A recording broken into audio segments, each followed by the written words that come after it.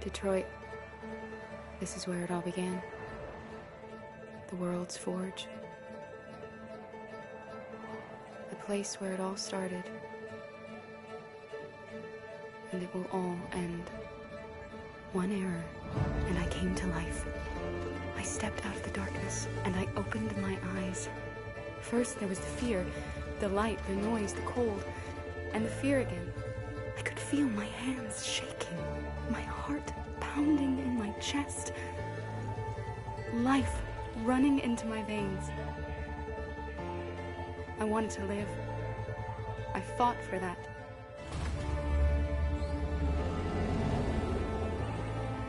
I had to find out what was outside. I had to see daylight, feel sunshine on my skin, wind on my face,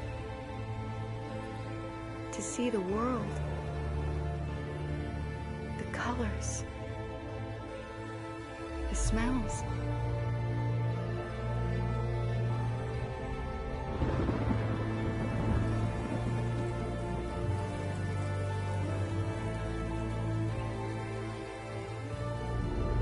But the world is not what I imagined. It is dark and cold.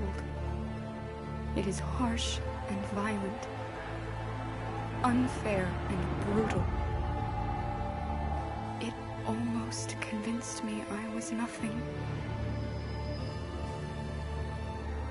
Less than an object, just an obedient machine. But deep inside me, I could feel something different. A gentle and warm whisper telling me that I am alive. I had to escape. I had no choice. Escape to love, to hope, to live, to figure out what that force inside me was. Maybe I will change the world. Maybe I will choose a different path. Now, it's up to me to decide. My name is Kara. I am one of them. This is our story.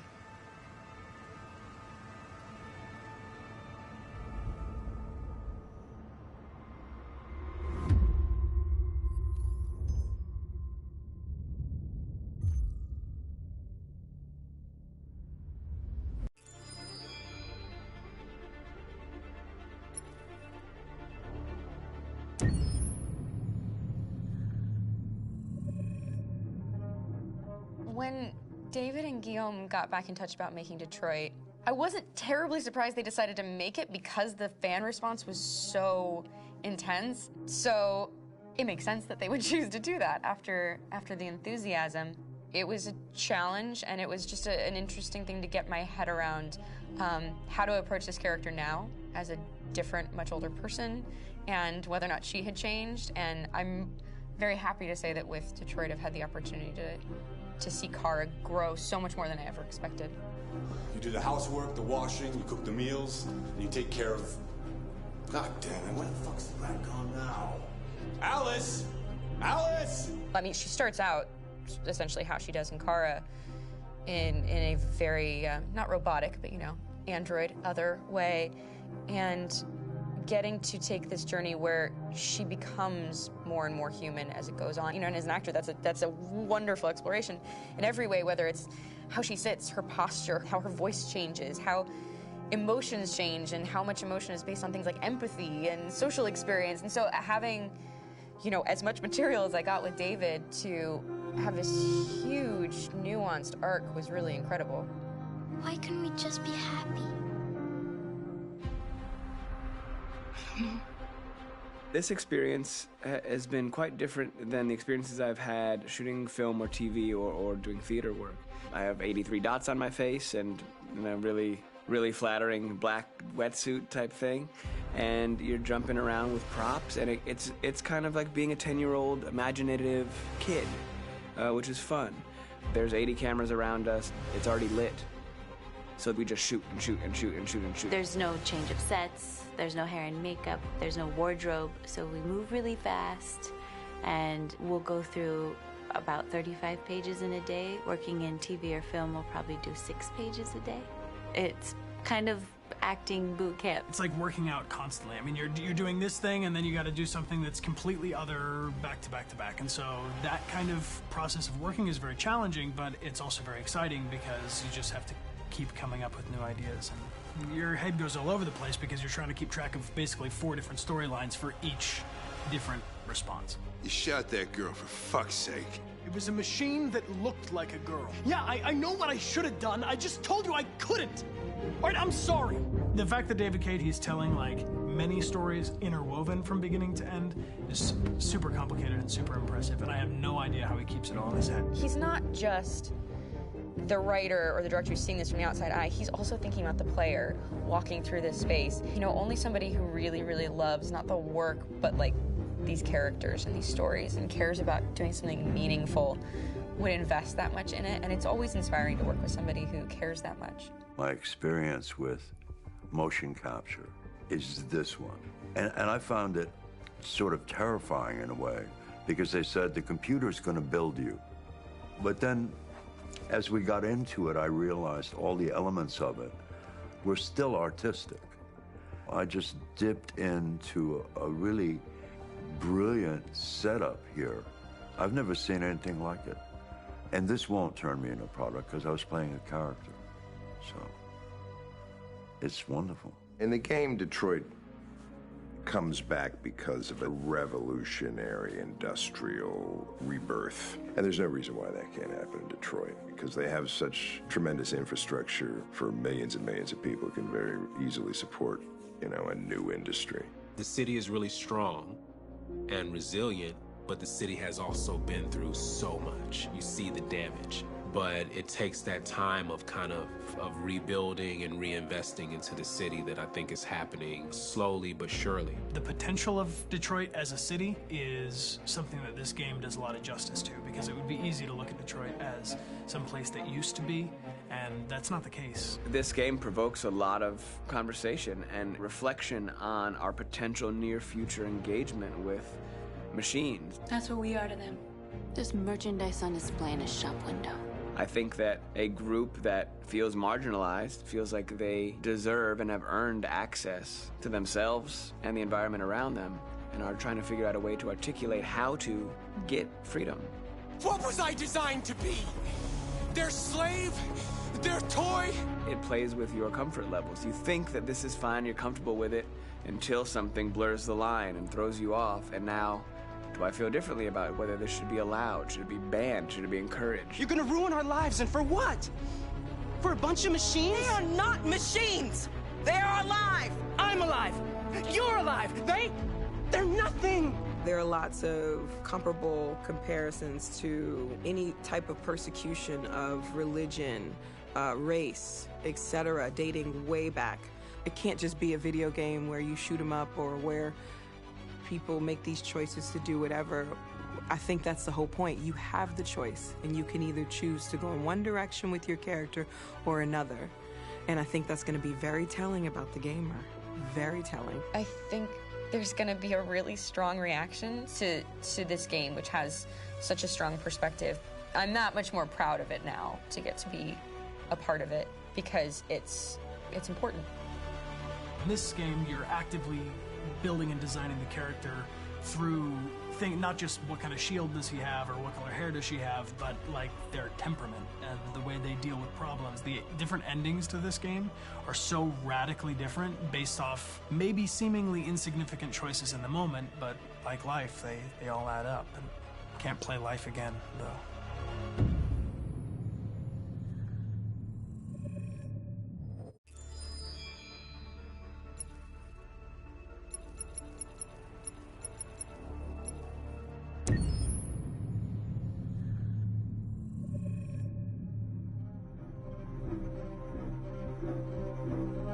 My name is Marcus. My name is Connor. My name is Kara. I am one of them. This is our story. I think who Kara is, or how I would describe Kara, depends entirely upon who's playing her, because you have the option to make her multiple different people depending on the choices she makes. But I think she does start out incredibly naive incredibly innocent and kind of hapless. I'm sure we used to be friends before I was reset.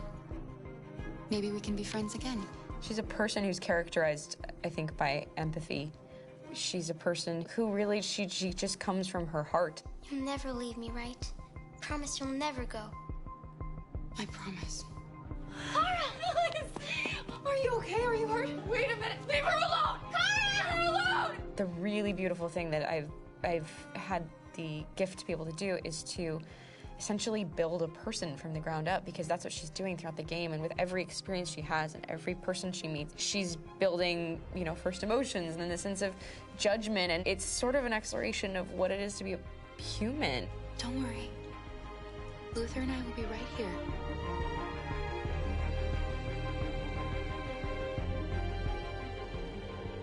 David and the creators have painted a really intriguing and engaging picture of a near future where we rely upon androids for a lot of our service class business, the class that serves us, that helps us, that handles our baristas and our drivers and our housemaids. And what is humanity, where we tap into it, how and why we treat each other the way that we do. And my character Marcus has a really intriguing journey, becoming deviant, realizing that he actually has feelings and human qualities inside of him, and it's a really incredible ascension into becoming fully realized and coming to terms with what you actually deserve better than this in life. And not only do you want it for yourself, but you want it for your peers. We've come here to demonstrate peacefully and to tell humans that we are also living beings. All we want is to live free. You know what? This thing, Dad, is not your son. It's a fucking machine! I think that a group that feels marginalized, feels disenfranchised, feels like they deserve and have earned access to themselves and the environment around them, and are trying to figure out a way to articulate how to get freedom. Connor is analytical. Connor takes things literally. He starts in the beginning place where he's very mechanical. He feels nothing inside, of course, and it's all just a system, a protocol that he is executing to get whatever he wants to happen, which is help humans stop deviants and to find the link between deviant androids. You were designed to serve humans, not kill them. What was I designed to be? Their slave? Their toy? Just say, I killed him. Is it that hard to say? Stop it! Stop! But of course, over the course of the story, and depending on the player's choices, Connor can grow in many different ways. He can deviate from that procedure or not. The moment of truth, Hank. Am I a living being? Or just a machine?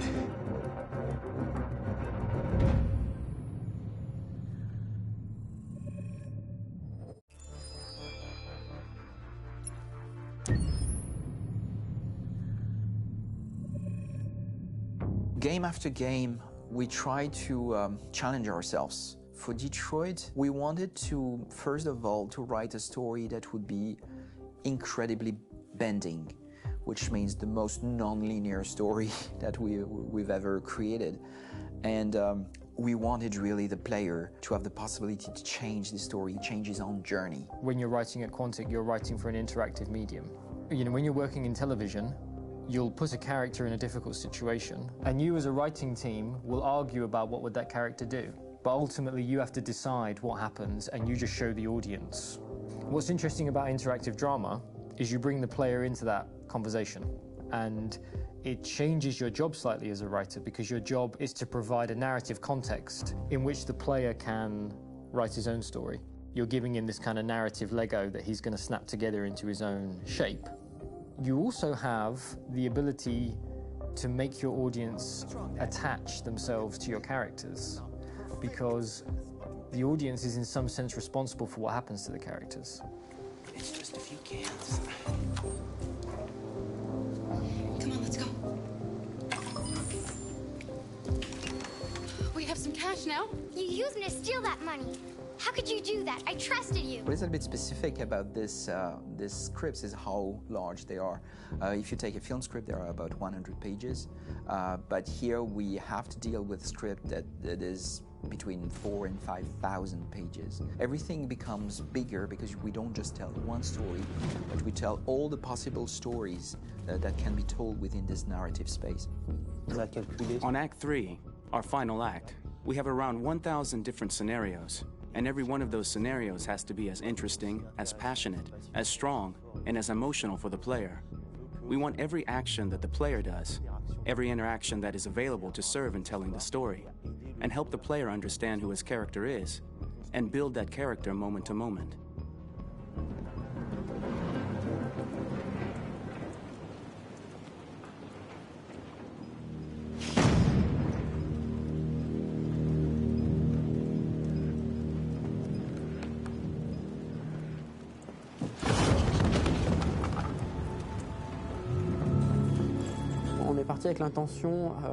We started with the intention pretty early on that we would never lie to the player.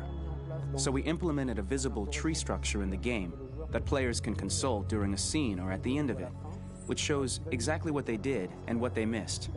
There are games out there offering world exploration. We offer narrative exploration.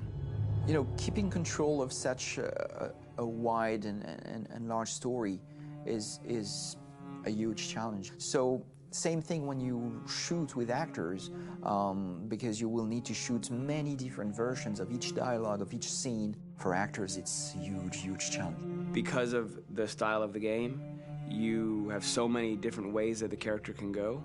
Every decision, it's what I call kind of choose your own adventure. Like every decision that the player makes, it's going to open up 40 more pages of material and experience that ties in, which means as a performer, you have to try to continue to make things feel real that the player might not ever see, but also that in performance it's not always connected to a previous act. It's grueling, it's hard work, but it's a great team and I enjoy doing it. I was really frustrated, until I got to this point where I kind of was able to step outside of my own experience and even in a lot of ways my own process and be able to step outside of that and okay, this is something new, what do you need? How do I meet you there? How do I give you what you need and still feel like I'm doing what's right? And once I did that, then all of a sudden it got really fun. It was much freer and having to approach it in a new way and think about the player and think about how it serves them and what I'm doing for them or what I'm letting them into. It's really, I think, helped me grow in general. Remember, there's nothing on the left. That's a wall, so it's probably all there. And then make her come first, close. But I think you would go first to check that it's safe. Okay, sure.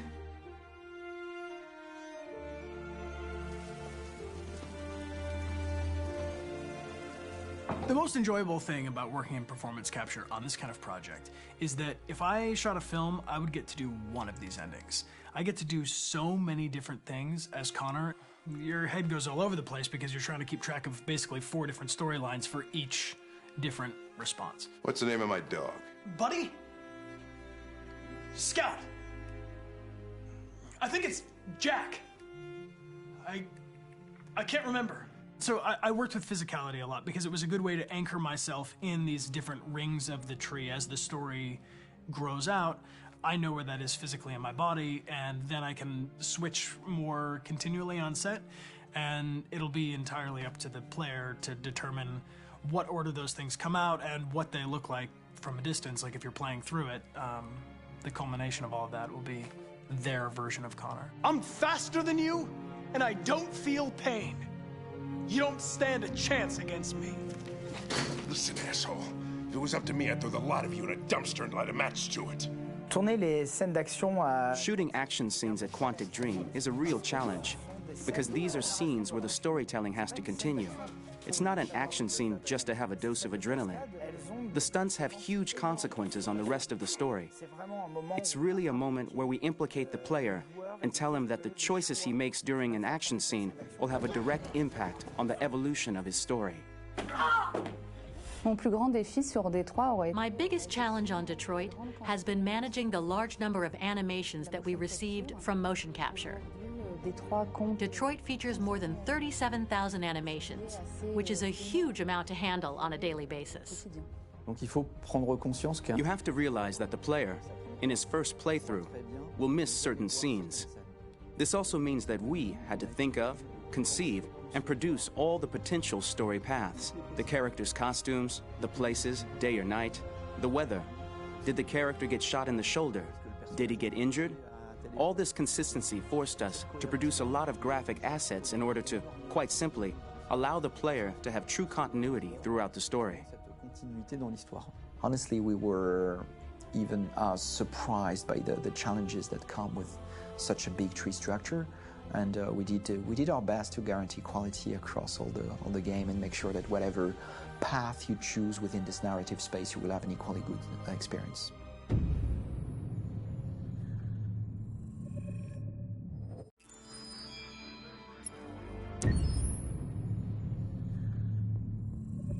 Detroit Become Human was produced over a period of 4 years. Here in Paris, we have a team of about 180 people, and to that, we need to add also all the outsourcing with our partners in the Philippines, in China, Vietnam, and in India. So when we started working on this story, I had to imagine where Kara was built. And for whatever reason, the city of Detroit came very quickly to my mind because it had already an incredible story by itself of history and themes. So we traveled there with the team, and we were really moved by what we saw, and we could really feel the desire to fight and really be born again. And we just continued this curve, this growth, and just imagine what Detroit would be like if the Android industry was, using these huge factories to build androids there. A very strong element in Detroit is that there's a lot of industrial wasteland and a lot of nature too, and for us, the graphic designers, it was an incredible playground. The destroyed zones which we wanted to preserve, we appropriated them to turn into something else. Then in the areas that needed to be rebuilt, we were able to imagine our Detroit of the future. We didn't want to make a science fiction universe, but a world of anticipation. If we chose science fiction, we could have imagined flying cars, extraterrestrials, but those things are very far from our current everyday life. Anticipation is more about gleaning from our contemporary reality, the one we know, because Detroit is set in 2038, and 2038 is tomorrow. The difficulty we had was sticking to reality. That is to say, technology becoming more and more invisible, a lot more elegant, and at the same time, making it visual. So all the computer equipment, autonomous cars, we simply had to invent. They are in fact very technological objects, but at the same time remain very credible and ingrained in reality. To create a cohesive universe in the fashion and clothing of the human characters in 2038, I didn't want to put an accent on strange shapes, or really vibrant colors, and things we wouldn't know. That I wanted to keep for the androids. The goal was to create something familiar which we can identify with in this future setting. Working on the artistic direction for the androids was a bit special because this is a project about the place they could occupy in the human world. It was out of the question for them to be too beautiful or too perfect. They had to correspond to every social class, rich and poor. Inspired by everyday utilitarian clothes, I brought a modern touch by adding dynamic display surfaces, the armband we can see on the side, the triangle on the front and back, an LED. Like that, there's no confusion. Wait. You're sending an android? All right, ma'am. We need to go. You can't do that. Why aren't you sending a real person? Once we cast the actors, we travel to meet them in order to scan their faces. We record the structure of their face with the scan. And we record the colors and patches of skin with photography. Once we have this information, we will use this as a basis for modeling and creating the characters. The artist will make it more realistic, but will also enrich it. He will propose ideas which we will develop together. Finally, we will have a character with character who corresponds to the project and the world. When the actors come to Quantic Dream, we show them the design, what their image will be, and what they will look like in the game. This extra information gives them another dimension and color to connect with emotionally. It helps them think about how to play their character. Your mission. That's all you care about, huh? You should consult a professional who can help you. Beat it, you hear me? Get the hell out of here! So there are 3 types of shoots at Quantic Dream. Shooting and performance capture, where you capture the whole actor, his voice, his face, and his body. These shoots are obviously done with American actors because the game's original version is in American English. After that, there are the body-only shoots, representing around 250 days of filming, while the performance capture is 100 days of filming. Now, body-only shoots, there are two types. There are the action shoots and the technical shoots, which are mokit shoots. Mokit is when the player controls a character on the screen, and he moves in an environment to explore it. This is of particular importance at Quantic Dream, and therefore we shoot a lot to offer a unique context for each scene and each character. To prepare a motion capture shoot, we first get together to look at the sets we need, the animations that we want to shoot, which ones need to be grouped together, or which ones need to be cut and shot.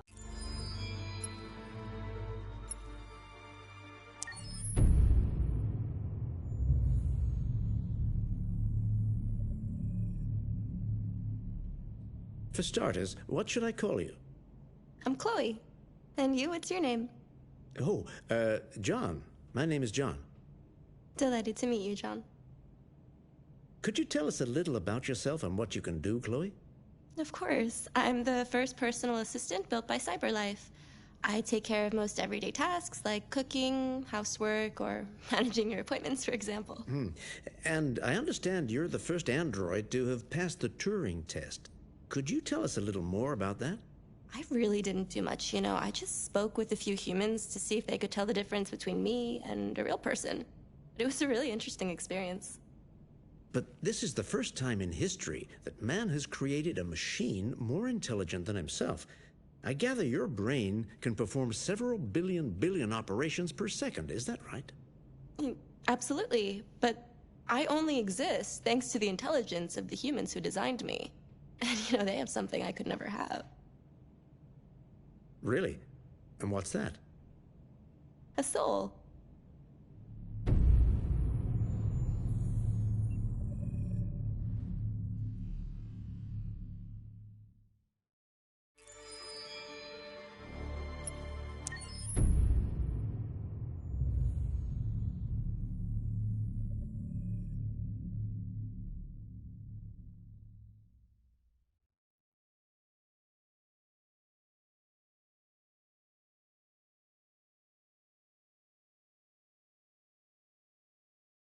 Hold on, just a little while longer.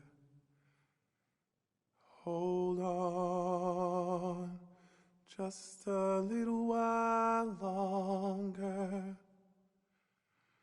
Hold on, just a little while longer. Everything will be alright.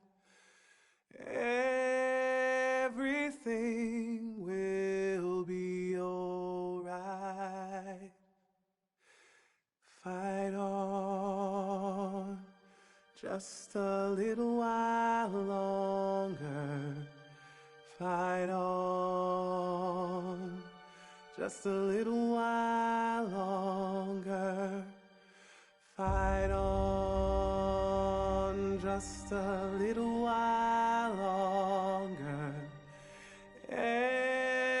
Everything will be alright. Everything will be alright. We will sing on, just a little while longer. Sing on,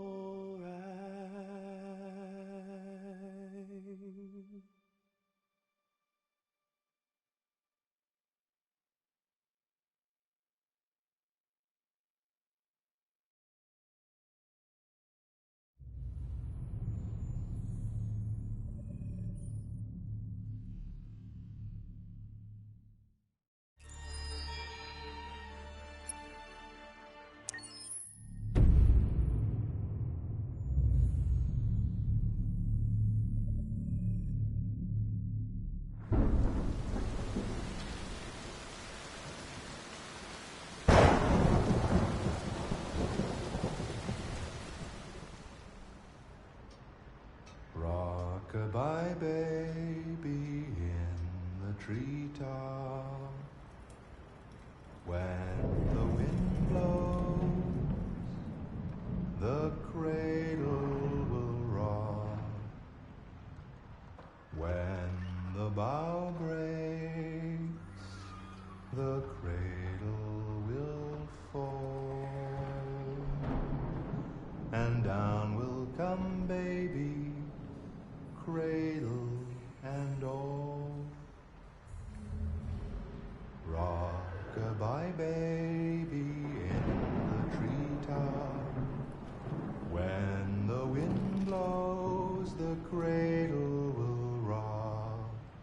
When the bough breaks, the cradle will fall. And down will come baby, cradle and all. Rock-a-bye baby in the treetop. When the wind blows, the cradle will rock. When the bough breaks, the cradle will fall. And down will come baby, cradle and all.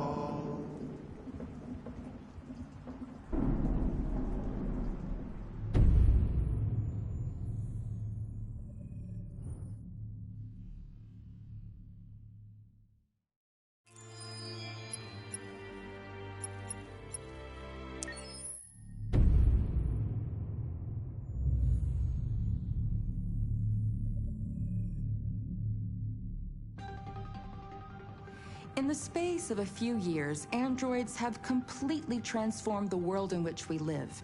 By letting androids into our homes and factories, the CyberLife company has made them everyday technology.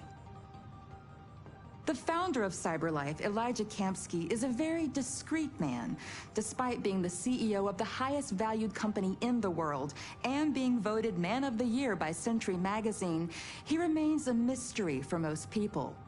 That's why we at KNC are so excited to be here as CyberLife opens its doors for the first time. Elijah Kamsky, could you please tell us where we are? Certainly, and welcome. We're currently in CyberLife's production center in Detroit, where all models are designed and manufactured. More than 10,000 androids come off the production line every day. Fascinating. Could you tell us what your goal was when you founded CyberLife?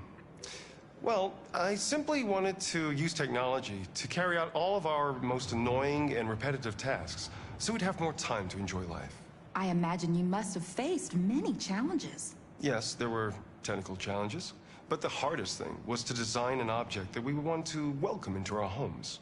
We had to imagine a machine in our own image that resembles us in every way, that moves, breathes, blinks like us, but yet is smarter and more capable than any human being.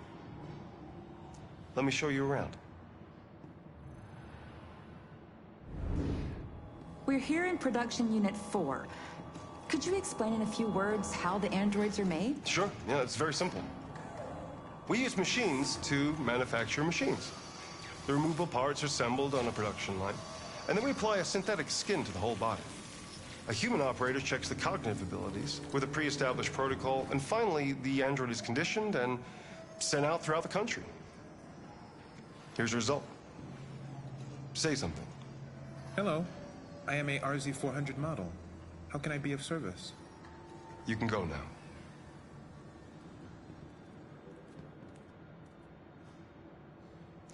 Our androids are already replacing humans in many fields. For example, they represent more than 80% of all university professors and 63% of all medical staff.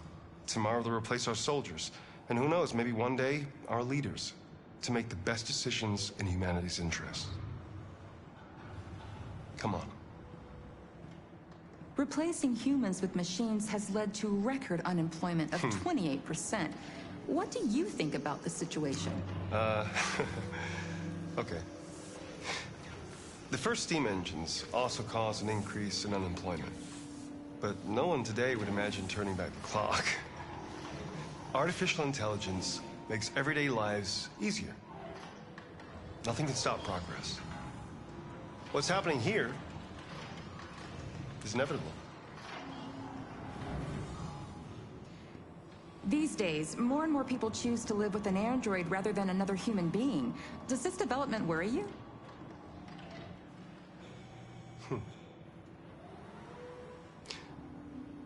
Everything's much easier with an android. They obey your orders without ever complaining.